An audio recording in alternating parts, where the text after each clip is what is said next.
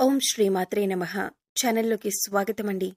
ఈ వీడియోలో మనం మీనరాశి వారి గురించి తెలుసుకోబోతున్నాం. ఈ రాశి వారికి జూన్ 17 మంగళవారం అతిపెద్ద సంఘటనలు జరగబోతున్నాయి. ఈ సంఘటనలకు సంబంధించి మీకు ఎటువంటి సంకేతాలు అందుతాయి? అలాగే ఎన్నో సంవత్సరాలుగా ఎదురు చూస్తున్న పని ఏ దేవత అనుగ్రహంతో పూర్తవుతుంది అనే అంశాలతో పాటుగా ఈ సమయంలో మీరు చేసుకోవలసిన దేవతారాధన, అలాగే పాటించవలసిన పరిహారాల గురించి ఈ వీడియోలో మనం వివరంగా తెలుసుకుందాం.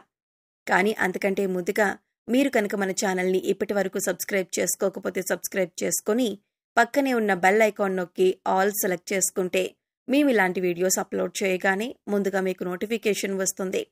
అలాగే వీడియోని ఎక్కడా కూడా స్కిప్ చేయకుండా చివరి వరకు చూస్తేనే మేమేం చెబుతున్నామో మీకు పూర్తిగా అర్థమవుతుంది.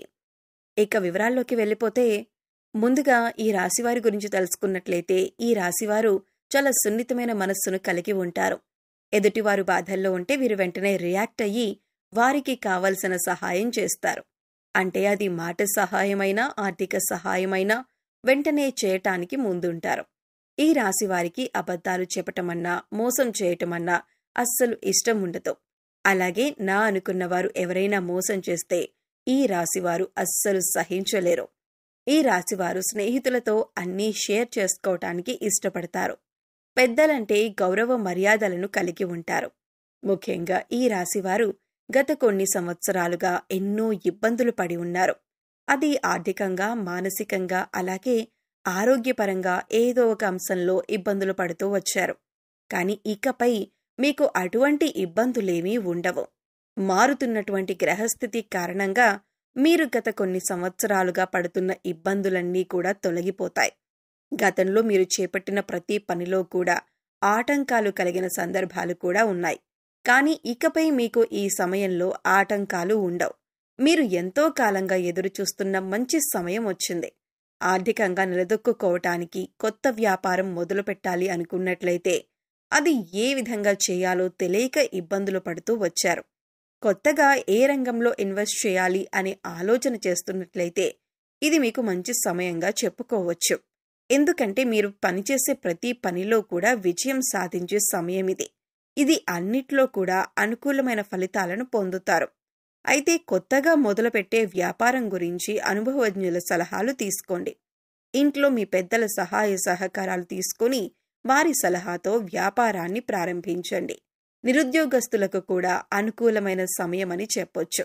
ఎందుకంటే గత కొంతకాలంగా మీరు కోరుకున్న ఉద్యోగం లభించక ఎన్నో ప్రయత్నాలు చేసి విఫలమై ఉన్నారు. కానీ ఈ సమయం మీకు అనుకూలంగా ఉండటం వల్ల మీరు కోరుకున్న ఉద్యోగం మీకు లభించబోతుంది. ఈ సమయంలో మీకు వచ్చిన ఉద్యోగం పట్ల ఎక్కువ బాధ్యతలను కలిగి ఉండి ఇచ్చిన పని సమయానికి పూర్తి చేసి మీ నైపుణ్యాన్ని ప్రదర్శించండి. సహోద్యోగులతో ఎటువంటి గొడవలు లేకుండా చూసుకోండి. దీనివల్ల మీకు రాబోయే కాలంలో వారు మీకు సహాయపడతారు. ఈ రాశివారికి ఈ సమయంలో శివయ్య అనుగ్రహం ఉండటం వల్ల మీరు ప్రతి పనిలో కూడా విజయం సాధిస్తున్నారు. మీకు తెలియకుండానే శివయ్య మీకు ప్రతి పనిలో తోడుగా ఉన్నారు. శివయ్య ముందుండి మిమ్మల్ని నడిపిస్తున్నారు. అందుకోసం ఈ సమయంలో మీరు శివారాధన ఎక్కువగా చేసుకోవటం వల్ల పరిపూర్ణమైన శివయ్య అనుగ్రహాన్ని మీరు పొందగలుగుతారు. ఇక మీకు ఏ అంశాల్లోనైనా ఎటువంటి లోటు ఉండదు. మీరు అనుకున్న పనులన్నీ కూడా సజావుగా సాగిపోతాయి. అవివాహితులకు వివాహ యోగం సూచిస్తుంది. మీరు కోరుకున్న మంచి సంబంధం కలిసి వస్తుంది. దీనివల్ల మీరు మానసికంగా ఆనందంగా ఉంటారు. ఎన్నో ఏళ్లుగా మీరు ఎదురు చూస్తున్న సమయం వచ్చింది. ఈ సమయం మీ జీవితంలో అతి ముఖ్యమైన సమయం అని చెప్పొచ్చు. ప్రస్తుతం జూన్ 17 మంగళవారం అతి ముఖ్యమైన సంఘటనలు మీ జీవితంలో చోటు చేసుకోబోతున్నాయి. అందుకోసం మీరు ఈ 2 పనులు మాత్రం అస్సలు చేయకూడదు. పొరపాటున ఈ 2 పనులు చేసినట్లయితే కనుక మీరు కష్టాల్లో చిక్కుకునే అవకాశం ఉంటుంది. మీరు చాలా జాగ్రత్తగా వ్యవహరించవలసిన సమయం ఇది. ఇక ముఖ్యమైన సంఘటనలేంటి, మీరు చేయకూడని పనులేంటి అనే అంశాలను చూద్దాం. మీరు మాత్రం ఈ వీడియోని ఎక్కడా కూడా స్కిప్ చేయకుండా చివరి వరకు చూస్తేనే మేమేం చెబుతున్నామో మీకు పూర్తిగా అర్థమవుతుంది. ముఖ్యంగా మొదటి విషయం ఏంటంటే ఈ రాశివారు ఎప్పుడూ కూడా ఇతరుల మీద ఆధారపడకూడదు. తమ పని తాము చేసుకుంటూ పోవాలి.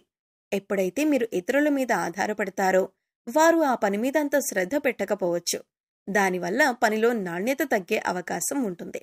ఇక మీ పై అధికారుల నుంచి కానీ, లేదా మీ ఇంటికి సంబంధించిన పనుల గురించి కానీ, మీ ఇంట్లో వాళ్ళ వల్ల కానీ మీకు ఇబ్బంది కలిగే అవకాశం ఉంటుంది.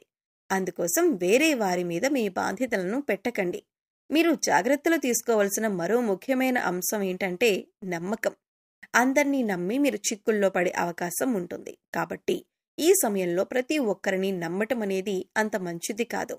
ఇక ఎదుటివారిని నమ్మి వారిచ్చిన సలహాలను పాటించటం వల్ల అది మీ జీవితంలో ఎంతవరకు మంచి జరుగుతుంది అని బేరీజు వేసుకుని పనిని మొదలు పెట్టాలి.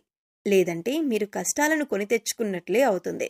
ఇక ఇంట్లో పెద్దలు చెప్పిన సలహాలను పాటించటం వల్ల మీకు మంచి జరుగుతుంది తప్ప బయట వాళ్లను నమ్మి వారి మీద మీ పూర్తి నమ్మకాన్ని ఉంచి పనులు మాత్రం మొదలు పెట్టకండి. ఇక ముఖ్యమైన మరో అంశం ఏమిటంటే ఇప్పటిదాకా మీరు పడుతున్న కష్టాలన్నింటికీ ఫుల్ స్టాప్ పెట్టబోతున్నారు. ఎందుకంటే సాక్షాత్తు శివయ్య యొక్క అనుగ్రహం మీకు ఉంది. శివయ్య చల్లని చూపు వల్ల మీరు చేసే ప్రతి పని కూడా పూర్తవుతుంది. న్యాయానికి ధర్మానికి విలువనిచ్చి మీరు చేసే ప్రతి పని కూడా శివయ్య గమనిస్తున్నాడు. ఇక ఇప్పటికే ఉద్యోగం చేస్తున్న వారికి పదోన్నతి లభిస్తుంది. ఇక మీరు ముఖ్యంగా గమనించవలసిందేంటంటే దేవతల అనుగ్రహం పొందటం అంత సులువు కాదు. కానీ మీకు శివయ్య అనుగ్రహం ఉంది. అయితే శివయ్య మీ వెనకాలే ఉండి మిమ్మల్ని అనుగ్రహిస్తున్నాడు అనటానికి సంకేతం ఏంటి అంటే మీ గనక ఉదయాన్ని బ్రహ్మముహూర్తంలో అంటే తెల్లవారుజామున 3 గంటల తర్వాత మెలకువ వచ్చినట్లయితే మీపై దేవతల అనుగ్రహం ఉందని చెప్పొచ్చు. అయితే ఈ సమయంలో మీరు సమయం వృధా చేయకుండా బ్రహ్మముహూర్తంలో దైవనామస్మరణ చేసుకోవటం చాలా ఉత్తమం. ఇలా తరచుగా మీకు బ్రహ్మముహూర్తంలో మెలకువ వస్తూ ఉంటే దేవతల అనుగ్రహంతో త్వరలో మీరు ఉన్నత స్థితికి చేరుకుంటారు. అలాగే మీకు కలలో కనుక చిన్నపిల్లలు ముఖ్యంగా ఆడపిల్లలు కనిపించినట్లయితే సాక్షాత్తు అమ్మవారి అనుగ్రహం మీకు ఉన్నట్లే. కలలో ఆవు కనిపించినా పాము కనిపించినా కూడా అవి శుభ సంకేతంగా చెప్పొచ్చు. ఇవన్నీ కూడా మీకు దేవత అనుగ్రహం ఉందని చెప్పటానికి సంకేతం. అందుకోసం మీ ఇంటిని ఎప్పుడూ కూడా పరిశుభ్రంగా ఉంచుకొని మీ ఇష్టదైవ నామస్మరణ చేసుకుంటూ ఉండండి. అలాగే ఇంట్లో నిత్య దీపారాధన దైవారాధన చేయాలి.